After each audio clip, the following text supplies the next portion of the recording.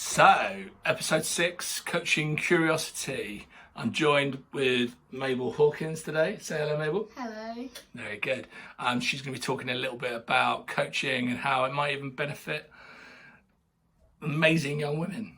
A few people have inquired over the last couple of weeks, last 3 or 4 weeks, and kind of inquiring about what level of people, or what age of people, or seniority in roles of people, and how does coaching help all of those, or is it just like a senior kind of exec thing? So I'm going to talk a bit about some of the people I've coached, the types of people they are, and the types of blocks that they might have had, and how it kind of helped them out. So children, obviously, got one in the room here, and myself as well, but also students. So I'm coaching a couple of university students at the moment, and obviously some of the things and some of the blocks that are coming up there are: why university? Do I do a year out? Do I even do university? Do I need it these days? Can I just do an apprenticeship? And if university is an online only thing, is it really the university experience that I'm going to get? And we coach around that. But also maybe anxiety. There's the Instagram effect, everyone living their better lives on Facebook or Instagram, and and the anxiety and associated kind of with that. Then I coach people that are looking for work or restarting work. And again, they can be all ages and all levels. And that might be redundancy. So if you go back to the 4th video, so this is the first video you're watching, the 4th video had a load of good information about redundancy, how to get transferable skills and things like that. It might be coming back from maternity and the doubt that there might be that you've missed out in the last 3, 6, 9, 12 months, or also coming back from career breaks where fathers or mothers have taken off 9, 10 years out of working and want to get back into their career, and the doubt around that. So big kind of breaks, and I think a lot of that contains a lot of imposter syndrome, and you'll see that back in episode 5.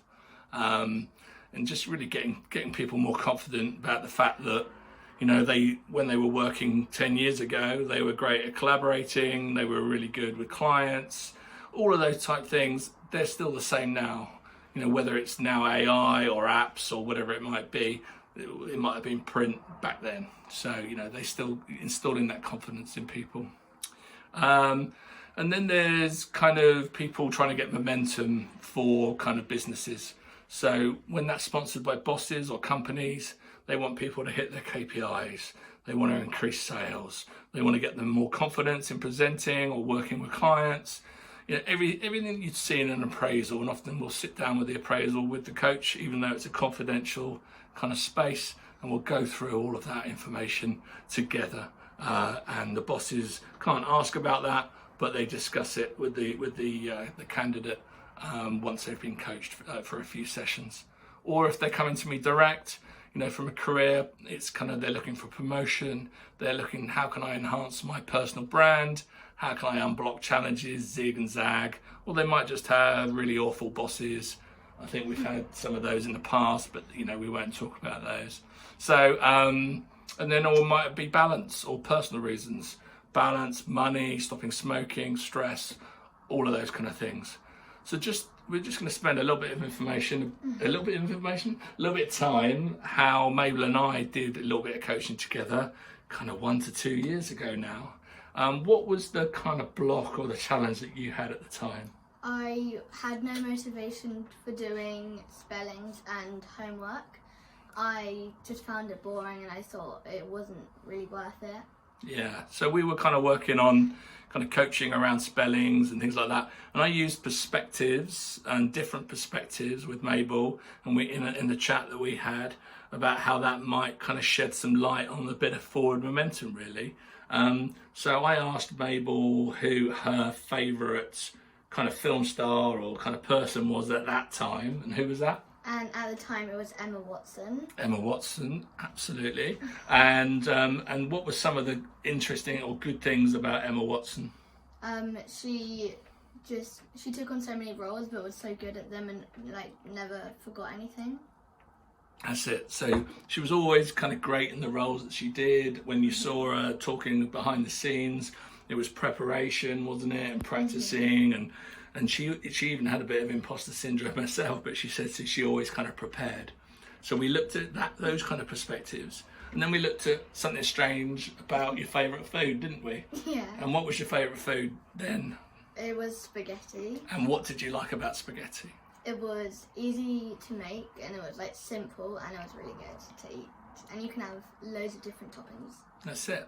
So it was kind of simple, it was easy, and we kind of combined those perspectives together, Emma Watson, spaghetti hair, and we kind of said, well, if you look through that perspective, you know, it's normally the same kind of similar groups of words and things like that to practice, and it's kind of, so it's really kind of easy when you break it down, and it's not just this massive list that you have to look at. And then, you know, preparation, the element of preparation made it a little bit easier, didn't it? And made you the smart lady you are today. So so that's a little bit about how perspectives can help get you forward momentum. So one last thing, that's it for just talking about some tips and information about coaching this week. But I always do a shout out to Pay It Forward for other, you know, kind of small business owners. This week, Tom Hares and the crew down at BuzzBike. It's kind of like Netflix for bikes, really. Tom and I worked on Apple at Media Arts Lab, running our own different departments a few years ago. Tom's got, he runs a company now, and you can basically get a bike and insurance. You can all get it on a subscription. So no cost, no large cost up front. Don't worry about it breaking down or the insurance or it getting stolen. For a fixed fee every month, you can have a brand new bike and get it serviced regularly. I think now that obviously London's kind of a lot safer to cycle with, a lot of firms are kind of paying for their staff to have bikes, you know, through BuzzBike, and it can become a bit of a benefit like that. So I'm going to put his details in the comments below, and I think that is it for today. Should we go on holiday this weekend? Yeah, have a week away, I think. So I won't be doing a video next week. We're going to have a week away camping next week. And thanks very much for watching. Say goodbye, Mabel. Goodbye.